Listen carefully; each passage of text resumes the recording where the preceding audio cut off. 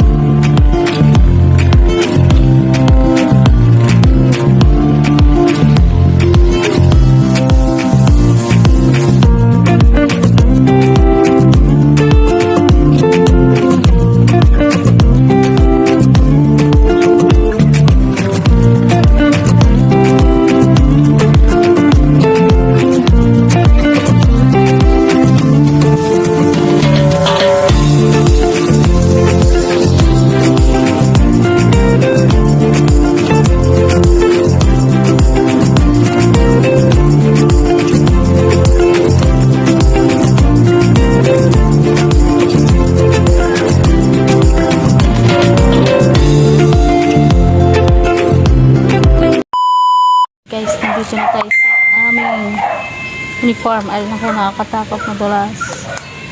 So, grabe eh. Wala naman na putin ng mga kahoy. Ay. Diyan na pala kayo nakatira? Diyan ka na uli nakatira? Wala man na pumumbang mga puno pala dito. Doon pala yun sa may dinaanan ko sa bungad. So ito ngayon ang gagawin natin. Ngayon ay mag-i-stay tayo dito maghapon.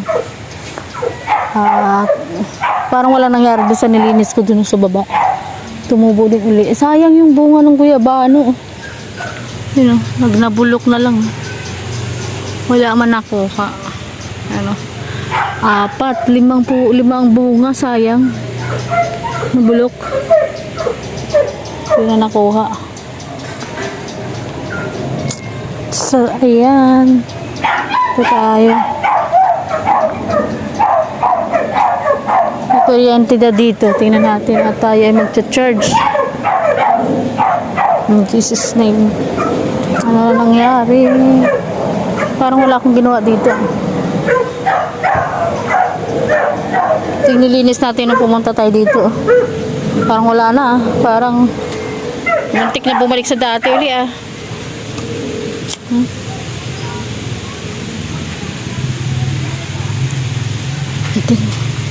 Hindi pa natatanggal dito yung damit.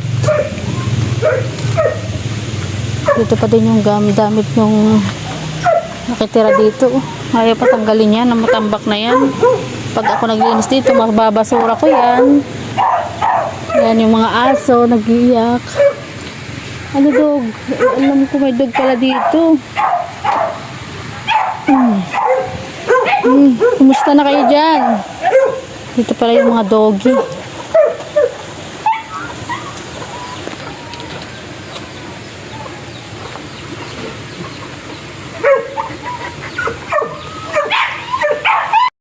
Guys, ayan, puputulin natin yung mga lalaking puno na yan. Nakiram tayo ng itak sa kapitbahay.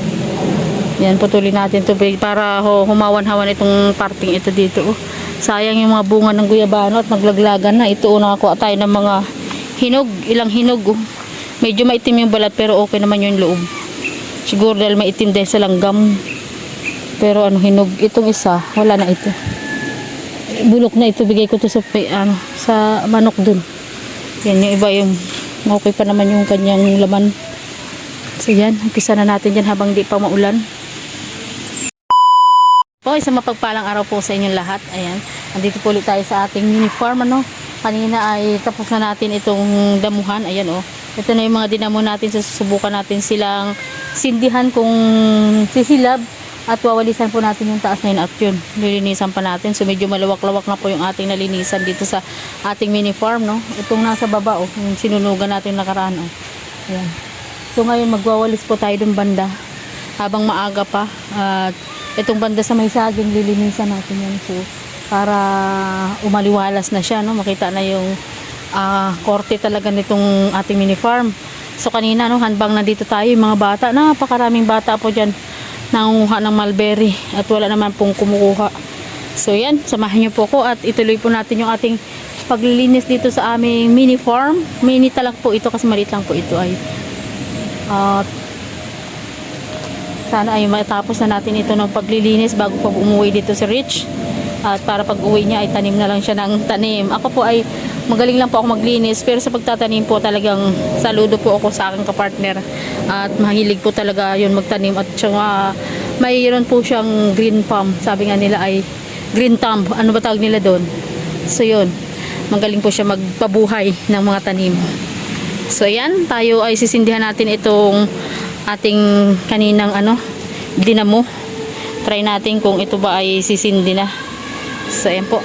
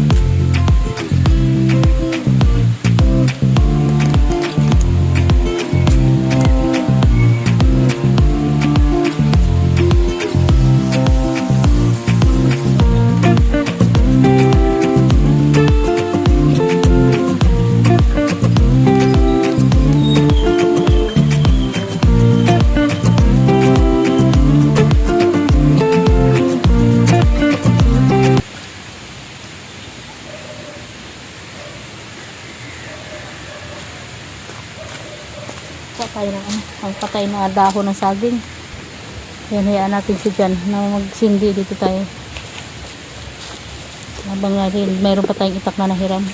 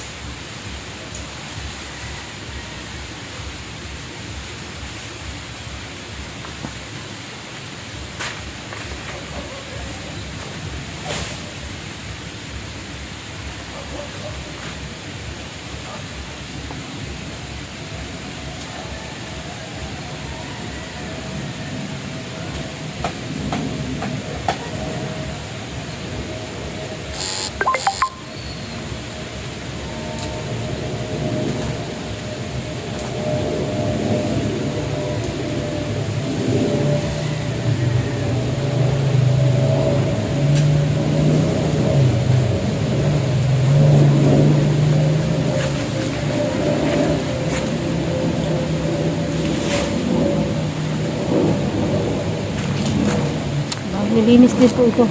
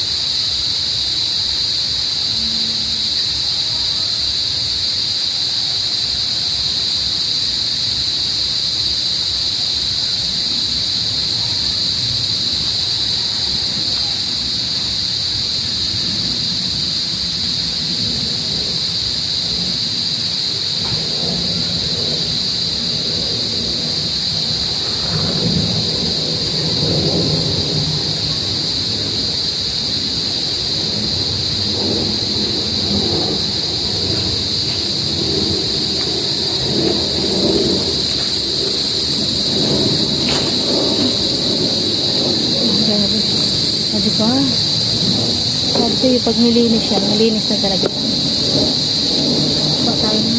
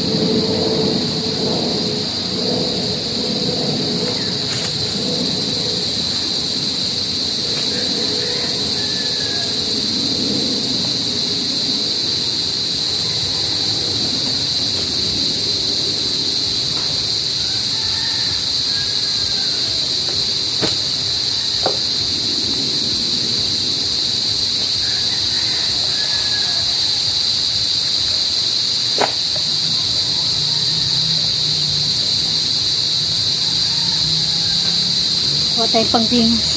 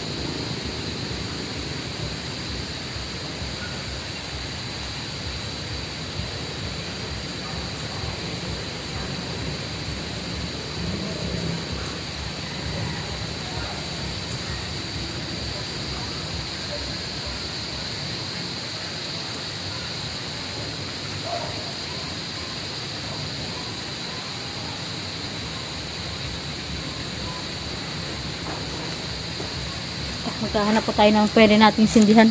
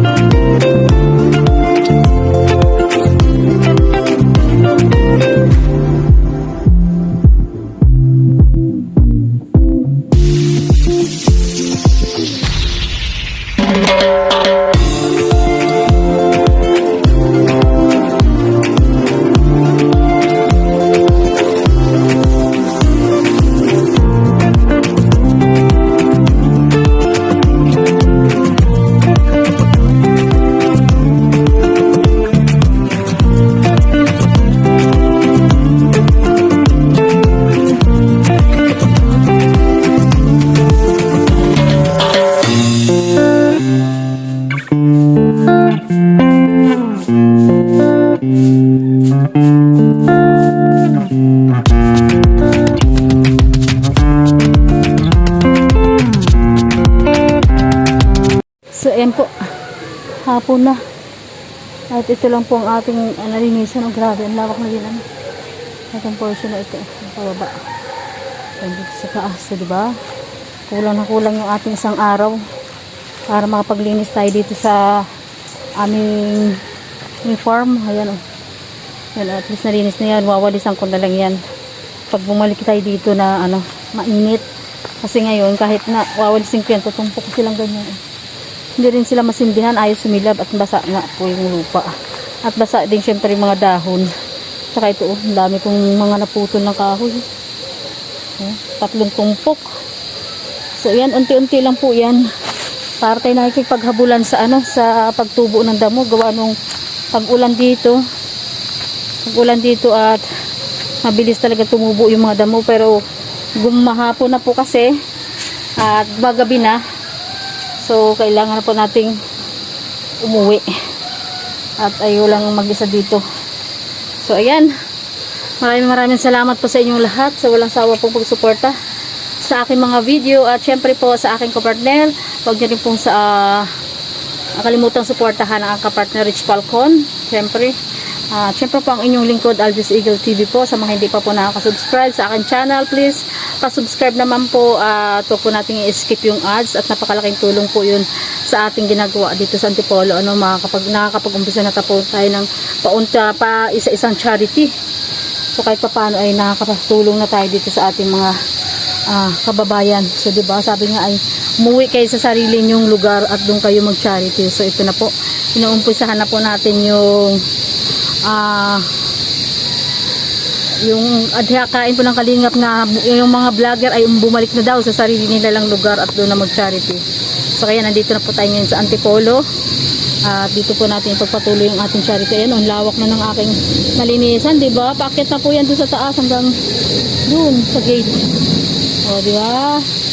Naputol na natin yung mga puno dyan kaninang masukal. So pagbalik natin dito naman tayo sa side na ito. Tapos doon aakyat tayo doon sa may tindahan na gagawin. Yun. Siyempre madami pa po. Ito pa po. Oh. Ayan oh. Gubat pa dito sa side na ito. Oh. Diba? Saka itong side na ito dito. Oh. Ayan yung side na irin. Gubat pa din po yan dyan. So marami-rami pa po tayong lilinisin. Kaya sana po ay patuloy nyo po akong suportahan. And shout out po. Ayan. Kaya Kuya Bal Santos. Supportahan nyo po ang kanilang mga video. At Edna Vlogs ng Kalinga Prab. At sa lahat po ng mga Kalinga partner. At syempre po ang ating mga buting sponsor Love and Care. Ayan, shout out po kay Ma'am MJD, Ma'am Marites Omblas, ayan, Sir Jeremiah TV Vlog, Sis Nora Balbaso, Sis Kitterin, Sis Music TV Bishal, and Ma'am Lilibet Lorenda. And syempre po ang sponsor ng Love and Care, Sir Winga ng USA, and kay Ma'am Lena Barbosi po, ang Team Trulala. Ayan, shout out po sa Team Trulala, sa lahat mga member ng Team Trulala. Ayan, supportan po natin. Ayan, mayroon po sila mga live araw-araw. And syempre po sa ating mga titas, ayan, sila Tita Eteri, sila Tita Ani, ayan, Tita Maria, ayan, Tita Love, ayan, sa inyo pong lahat. And syempre po kala Ma'am Sultan Kudarat Girl, and Ma'am Asun Batul, and Ma'am Joy Castillo, ayan. Syempre po sa ating mga bagong sponsor, ayan, sa Team Siomay, ayan, Kalahi Community na nag-i-extend po ng kanilang blessing po, ang kanilang pagmamahal po sa ating mga kababayan dito sa Rizal, sa Antipolo Rizal. So thank you po, sana tuloy-tuloy po natin yung ating mga hadikain. Kung ano man po yung tinitibok ng ating puso ay wag po natin pigilan, di ba? Kung gusto natin tumulong ay pwede po tayo mag-extend ng blessing. Ayan, kung ano po yung ibibigay ninyo ay siya din po makakarating sa ating mga beneficiary. So, thank you po sa inyong lahat. God bless po. Ayan, see you next live. Thank you, bye-bye.